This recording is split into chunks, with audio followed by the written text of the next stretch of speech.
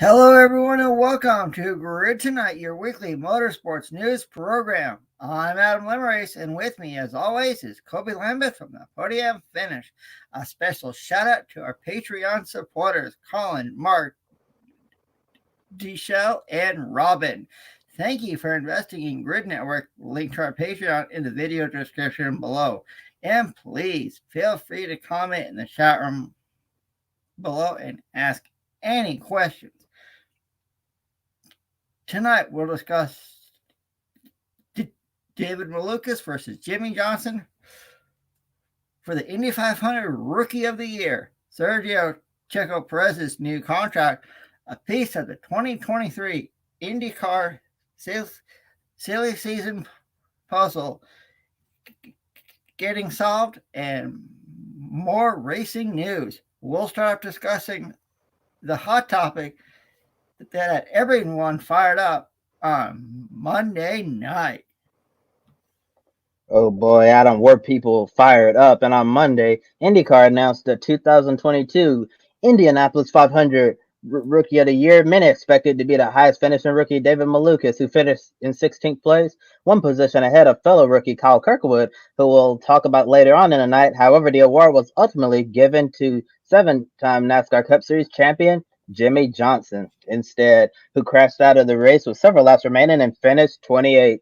The decision to give Johnson the award really upset a lot of people because it felt like Malukas got robbed since he finished higher than any other rookie in the race. Once again, the highest finishing Dale Coyne racing car didn't get Rookie of the Year. In 2017, Ed Jones drove for Coyne and finished third in the Indy 500, but it was Fernando Alonso who got the Rookie of the Year award over Jones despite an engine failure putting him out of the race. If you're looking for the highest finishing rookie to get the award, that's actually not how they determine the winner. It's actually based on multiple things throughout the month of May in general. And here's a tweet shared by Jeff Gluck from The Athletic showing the special criteria.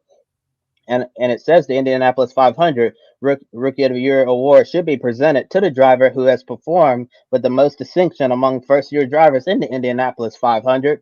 Criteria includes on-track performance in practice, qualifying, and the race, media and fan interaction and sportsmanship, and positive influence on the Indy 500. And looking at Jimmie Johnson's on-track performance in practice and qualifying, he looked great. You can't deny that. Showed a lot of speed, and some people wondered if he could be a dark horse contender to potentially win the race. During the actual 500-mile race, the number 48 Carvana Honda wasn't a factor at all, but he was the only Indy 500 rookie to lead at least one lap. Jimmy's also had a long history of being great with the media and the fans, plus his sportsmanship is always on point. It's hard to find a classier driver than Jimmie Johnson. You also can't argue against his positive influence on the Indy 500. A lot of his fans from his NASCAR career probably wouldn't be as invested in this race or the NTT IndyCar series without his presence. Plus, his speed throughout May at the Speedway had some wondering if he could become the third driver in history to win the Daytona 500 and the Indy 500, joining the short list with AJ Foyt and Mario Andretti. Therefore, a lot of people tuned in to see if Johnson could make history at a track where he won a total of 4 Breaker 400s during his NASCAR Cup Series career. On the other hand, some wondered if this Johnson versus Malukas dilemma could be solved if they decided to have co-Rookie of the Years. And this is something that's actually been done several times before in the history of the Indianapolis 500. Bobby Marshman and Parnelli Jones in 1961, Rick Mears and Larry Rice in 1978, Michael Andretti and Roberto Guerrero in 1984, Scott Pruitt and Bernard Jourdain in 1989, Alex Barron and Tommy Scheckter in 2002. And the photo you see on the screen taken by Joe Skopinski from Penske Entertainment. And our first question of the night, Adam, do you think IndyCar should have decided on Johnson and Malukas being co-Rookie of the Year winners? Also, what are your thoughts on the current criteria? Well, I think that David Malukas and Jimmie Johnson should have shared Rookie of the Year at the Indianapolis 500. Both of them had a strong May, and taking a look at the criteria for the Indy 500, I can say I like it. I think, to me, it's fair. I don't have any problem with it whatsoever. So, to me, David Malukas and Jimmie Johnson should have shared Rookie of the Year honors at the Indianapolis 500. But congratulations to Jimmie on winning Rookie of the Year at the Indy 500. If you watched our coverage of the practice shows, we mentioned how Jimmie Johnson was very fast in practice and had a shot to win the pole for the Indy 500. Unfortunately, he started 12th. And we all thought he was going to have a really great day. Well, it didn't turn out that way.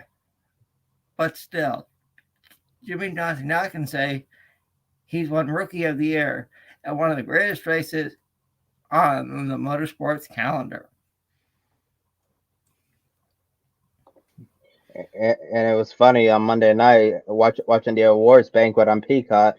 Jimmy held up his Rookie of the Year award that you can see right here, and he was basically saying it's really funny that he's in his mid-40s right now and he's receiving a Rookie award when you think of everything he's accomplished in his racing career. And personally, I feel like the criteria should be the highest finishing rookie should get the Rookie of the Year award, but the criteria they have right now, where it's not just the race. I think a lot of us originally assumed that it really came down to just the race performance itself, and to many of our surprises, it's not just the Indy 500.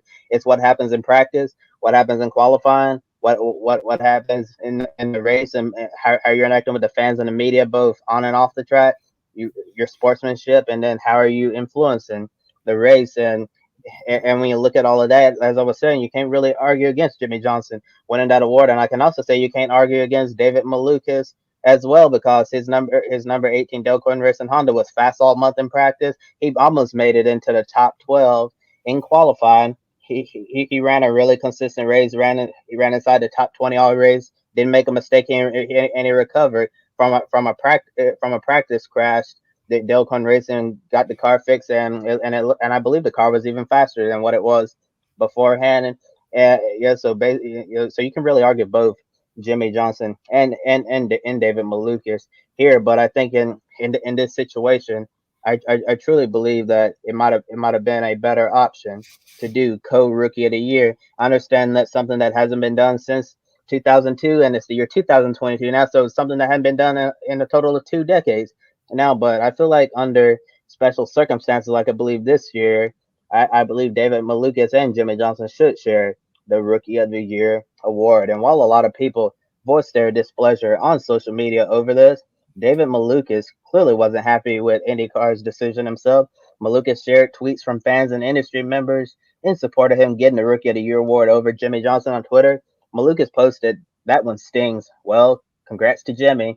On the same night at the post-race banquet that was streaming on Peacock, Malukas spoke to the audience and publicly congratulated Jimmie for getting Rookie of the Year. However, Malukas' reaction to losing this award on social media drew criticism from a prominent member of the media. This person said Malukas and his team's reaction was unseemly and unsportsmanlike, the exact opposite of how Jimmie Johnson has handled almost every situation in his life.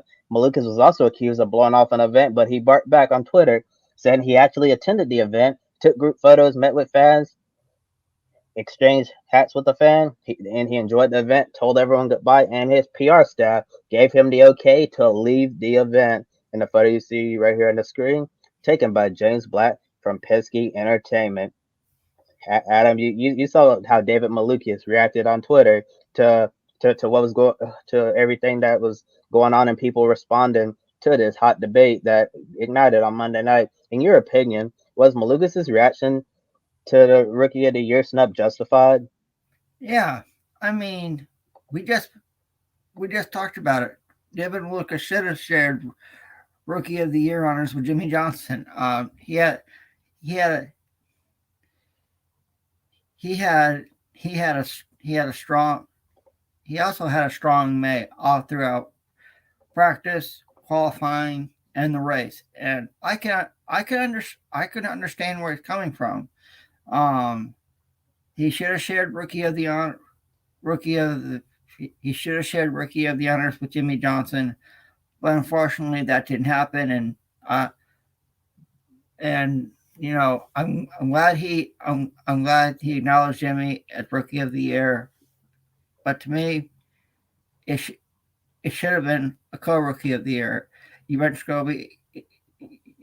It hasn't been done for 2 decades. Well, I think it should have been done this year with a co-rookie of the year with David Malukas and Jimmie Johnson. Yeah, I think a lot of people really could have respected the fact if IndyCar did a co-rookie of the year, and I'm sure David getting snubbed here is probably not going to sit well with a lot of people. But the best thing David can do moving forward is to use it as motivation, use it as fuel to keep moving forward to show people that yes, I'm a rookie in the IndyCar series, but I belong here and I deserve to have a long, successful career in IndyCar competition. And I'm pretty sure David Malukas is going to do that because when he was coming up on the road to Indy, he was doing a lot of incredible things, winning races, competing for championships. So I would not be surprised in the future if we're going to be hearing a lot of great things coming from David Malukas. As far as his reaction on social media, I think his disappointment is extremely justified. Maybe he should. I guess you could also argue maybe he shouldn't have been retweeting certain comments from people. Maybe should have just stuck to his tweet, congratulating Jimmy and then congratulate him at the banquet. I feel like that would have been a lot better. But I'm certainly not going to knock the young man for reacting the way that he did because during that time you're experiencing a lot of raw emotion.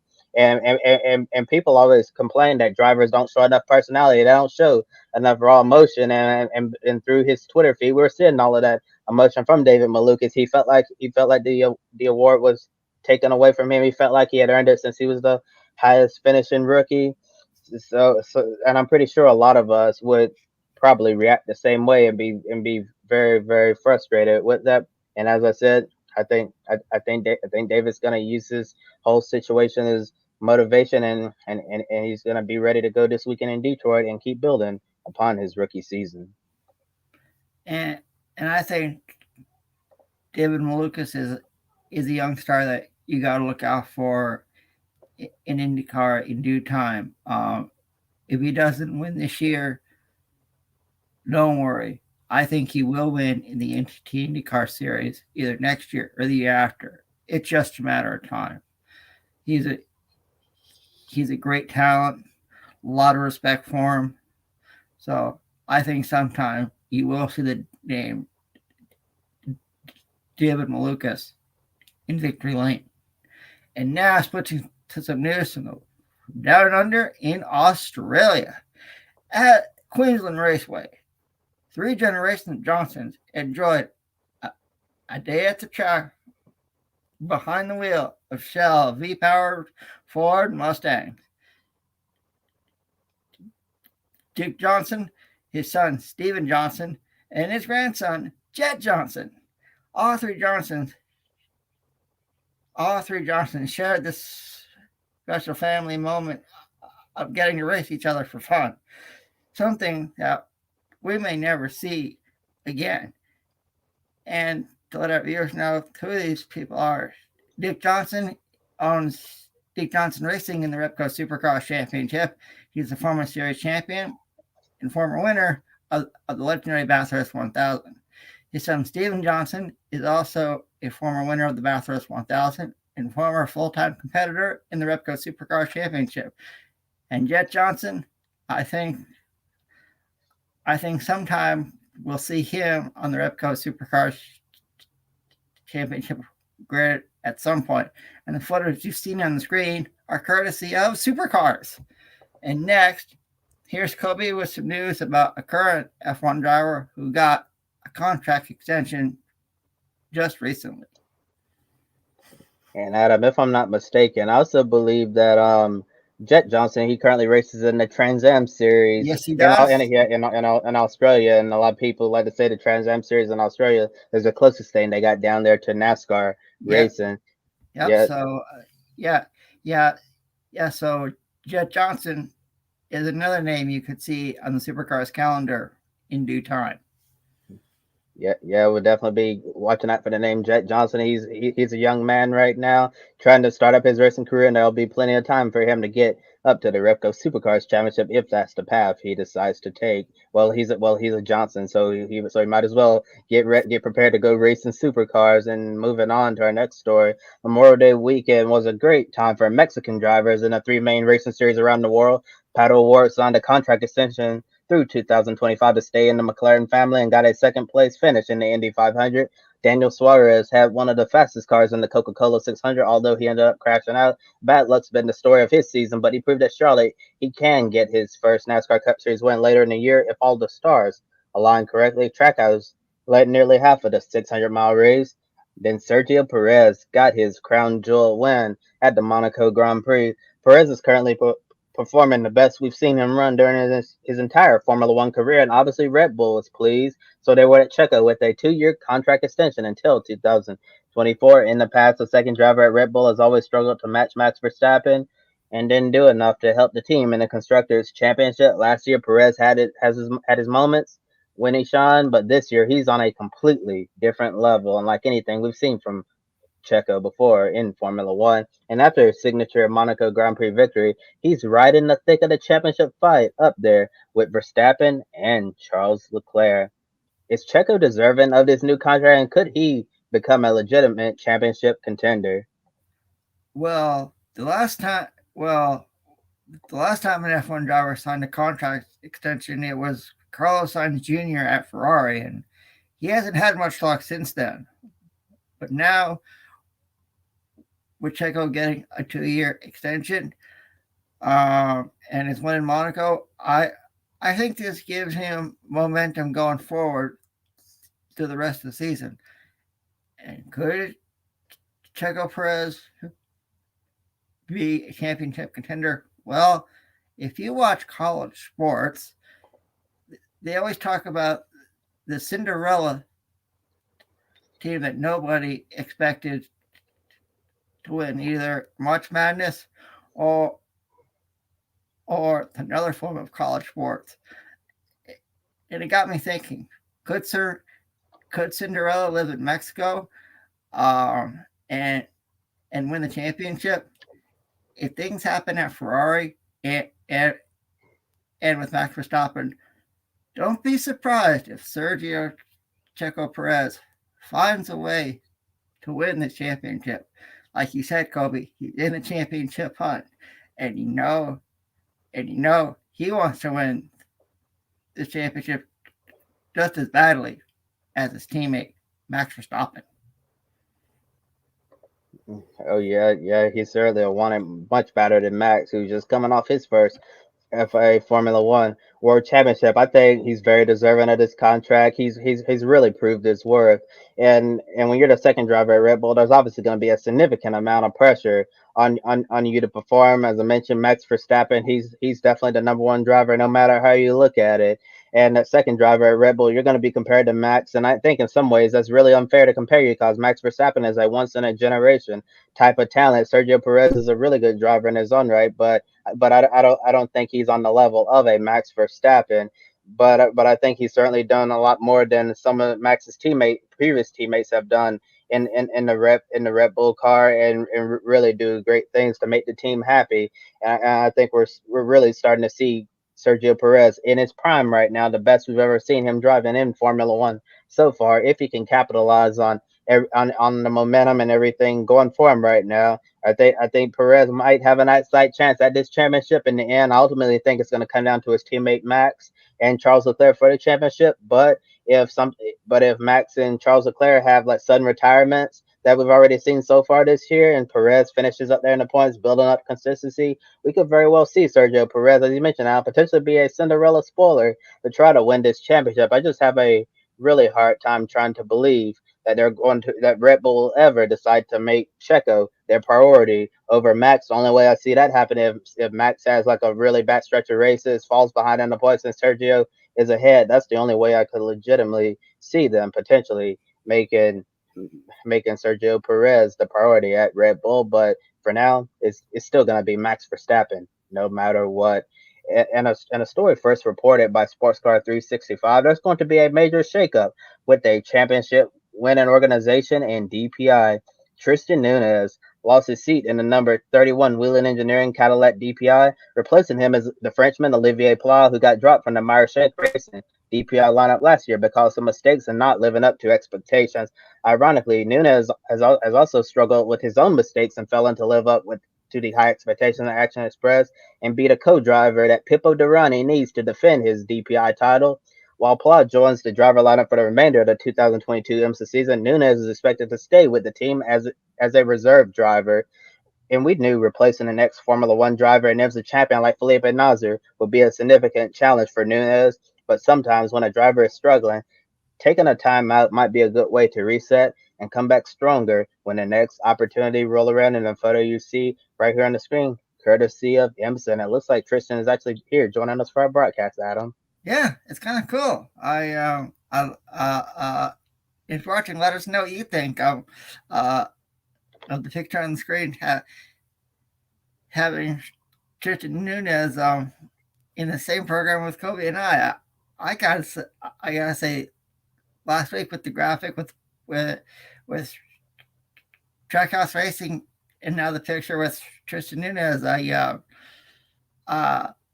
hopefully you fans and viewers are getting a kick out of this, just like Kobe and I am. I think it's pretty cool. And now switching to some news from the world of the NASCAR Camping World Truck Series. In addition to his full-time Arkham and Art Series program with Rev Racing and his part-time NASCAR Xfinity Series program with Alpha Prime Racing, Roger Carruth makes his NASCAR Camping World Truck Series debut this weekend at Worldwide Technology Raceway, better known to most fans as Gateway International Raceway. Driving the number 7 Chevrolet Silverado for Spire Motorsports.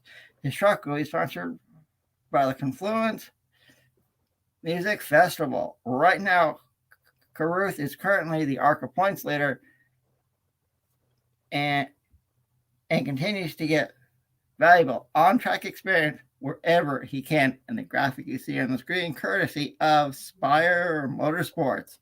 And next, here's Kobe with some news from the world of the NTT IndyCar Series. Yeah, we have some more IndyCar news, and earlier today we got our first bit of 2023 IndyCar silly season news out of the way. Andretti Autosport made the first move by announcing that Alexander Rossi will leave the organization at the end of the current season, replacing him as last year's Indy Lights champion. Returning to the Andretti family is Kyle Kirkwood, who will become the new driver of number 27 Auto Nation Honda. Andretti wanted to keep Kirkwood in the family, but they loaned him out to AJ Foyt Racing this year. Now he gets to join Andretti's IndyCar program.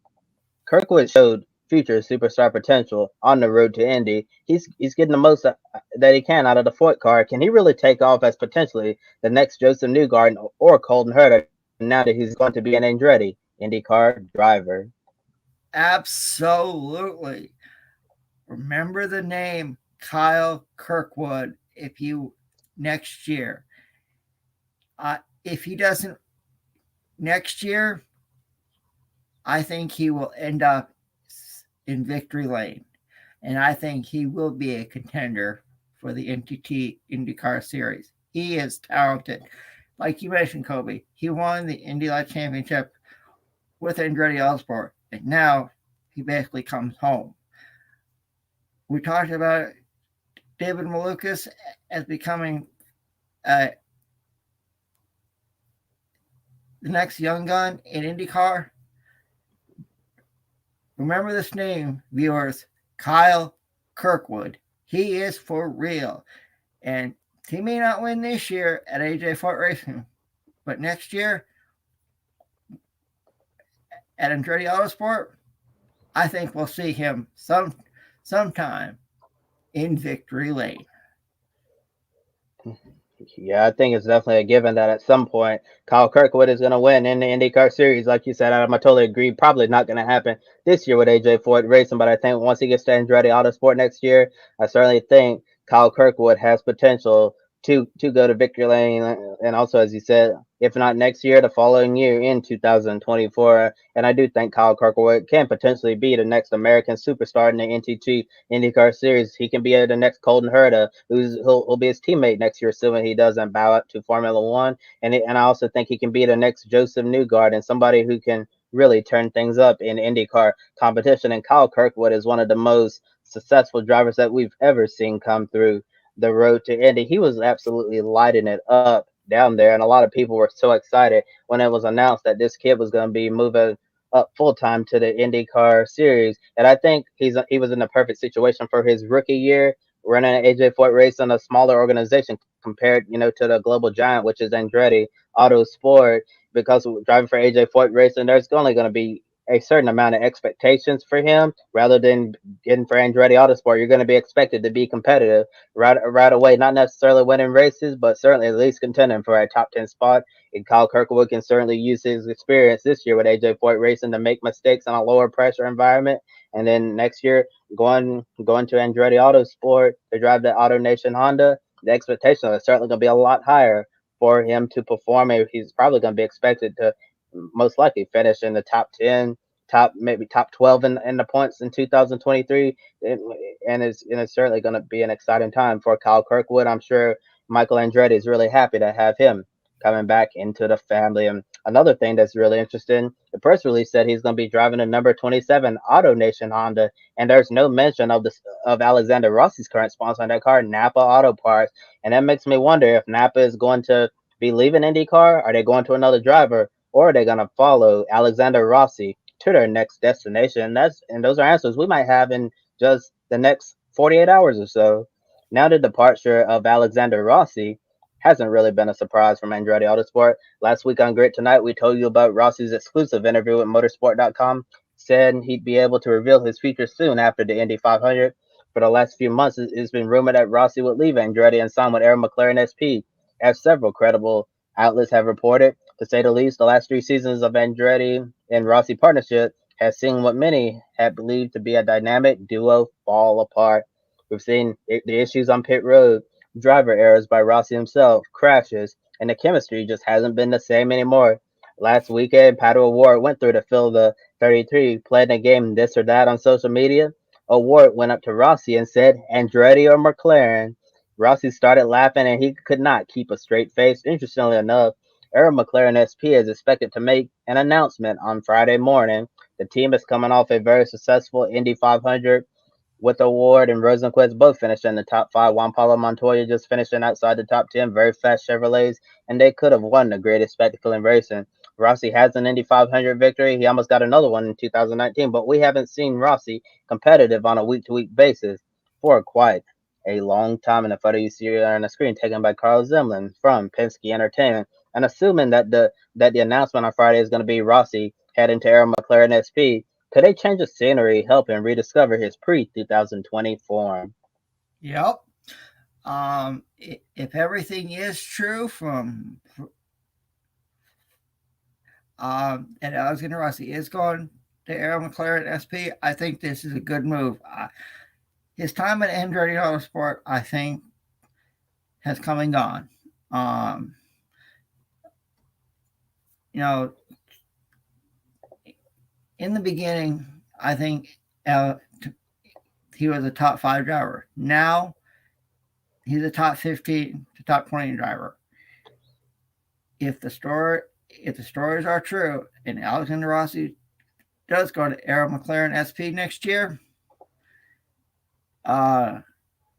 he'll have. I think we could see Alexander Rossi back to where he wants to be, competing for wins, competing for top 5s and top 10s. So you want a little wild card. I know it's really early, but I won't count Alexander Rossi to be a contender in the NTT IndyCar Series in 2023. Yeah, you're right, Adam. It's obviously very early to be making predictions like that. But if you look at how Arrow McLaren SP performed this year in the Indianapolis 500, if they return the exact same way and have the same speed in those cars, Alexander Rossi might have a shot to win his second Indy 500 next year. And Arrow McLaren SP is really building up that program. As also announced they're going to be building a brand new facility here in the United States in the Indianapolis area. It's gonna be a race shop that really looks like what a Formula One race shop would look like. They're McLaren, so of course they're gonna go big with everything. And I'm sure this will be a great opportunity for Alexander Rossi. Sometimes a change of scenery can really help you rediscover yourself as a race car driver. And obviously, the situation with Andretti Autosport between Andretti and Rossi hasn't been working now for the longest time now for a couple of years or so.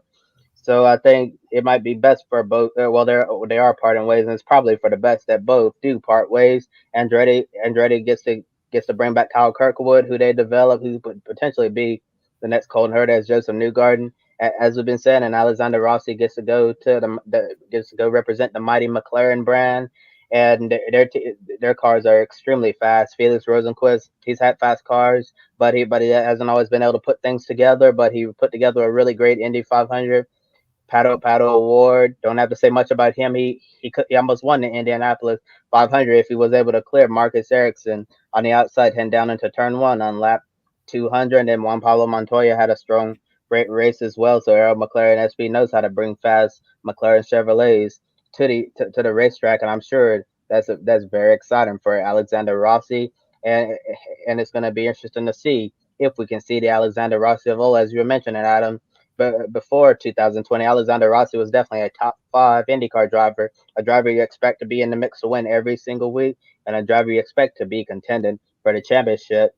And I don't know if I go as far to say he's a top 20 driver. I believe I'm gonna be a little bit more generous. I say he's a top 15 driver right now in the IndyCar series. And if everything works well between him and Arrow McLaren SP, I think Rossi could very well return to being one of the top drivers in the IndyCar series. The Rossi we saw before the pandemic started, really. And some additional IndyCar news. Callum Ilott wasn't cleared to drive this weekend at Belle Isle due to a hand injury he suffered during a hard crash in the Indy 500. That means Santino Ferrucci will replace him in the number 77 Juncos Hollinger Racing Chevrolet. Ilott said the damage to his hand was slightly worse than expected, so his doctors recommended that he take time to heal because hurting his hand again could be a more long-term setback. Detroit's Belle Isle circuit is very physical and demanding on the driver, so driving might be too difficult. For Ilott, still, he'll be at Belle Isle this weekend supporting his team and Ferrucci in the photo you see on the screen, courtesy of Juncos Hollinger Racing. And definitely got to give credit to Callum Ilott for deciding to sit out this weekend. He has the rest of the season ahead of him, the rest of his IndyCar career, and it's honestly for the best that he listened to the medical advice so he doesn't re-injure that hand because, as I mentioned, it could be a more long-term setback trying to race when you're too injured. Just ask Mark Marquez how that worked out for him. Yeah, ask Mark Marquez. He has to have surgery. He has to have surgery here in the United States, and he's out, for the rest of the MotoGP season. So, and you know how badly he wants to race. But now switching over to some news from the world of the IMSA WeatherTech Sports Car Series. There have been some changes to Vasser and GTD driver lineup ahead of this weekend's Detroit Grand Prix at Belle Isle Park. Jack Hawksworth was injured in a motocross accident. He won't be able to drive this weekend, so his GTD Pro Class co-driver Ben Barnicoat to replace him in the number 17 Lexus GT3 car. When Vasser Sullivan ran this extra entry out mid-Ohio, Richard Highstead was a part of the driver lineup, but he's not back at Detroit. Instead, NTT IndyCar Series driver, and we just talked about him, Kyle Kirkwood, will be doing double duty, running the NTT IndyCar Series race with AJ Foyt Racing, and doing the IMSA race, co-driving with Barnicoat. We wish Jack Hawksworth a speedy recovery and hope he'll be fit enough to race in the Salem's 6 Hours of the Glen at the end of the month. And the graphic you see on the screen, courtesy of Vassar Sullivan. And now it's time for everybody's favorite game here at Grid Network, Pick a Winner. And we have two events tonight. And first up, the FIA World Rally Championship heads to a country where, if you love pasta like I do, it's known for that, as they are in the beautiful country of Italy. Colli Rovanpera won last time out in Sardinia. So, Kobe, does Rovanpera make it 2 in a row here in Italy? Yes, Adam, I agree with that. I think Colli Rovanpera is going to get the job done and win the rally in Italy, Rally Italia. And it's funny, last time around, we both had the Sebastians could compete in Sebastian Ogier and Sebastian Lowe. And it was really funny because I believe I picked Ogier and you were the one who picked Sebastian Lowe. But what happened last time around? Both of them end up crashing out of the rally and left our hearts broken searching for that valuable pick a winner point. But hopefully Colli Rovanpera is not going to break my heart and he's going to get me that pick a winner point. Well, I think we're on the same wavelength here, Kobe, because I'm also going with Colli Rovanpera. To win here in Italy, he's coming off a really great win in Sardinia. So, and he's the highest ranking driver in our grid ranking standing. So, why not? And next, the ABB FIA Formula E World Championship heads to a brand new circuit this weekend in a country where coffee is really well known, Indonesia. And they'll be racing at a circuit in the city of Jakarta. You could sort of say it's a wildcard race because no one has ever raced here. Nobody has any notes from it. So, with that being said, Kobe, who wins in Indonesia?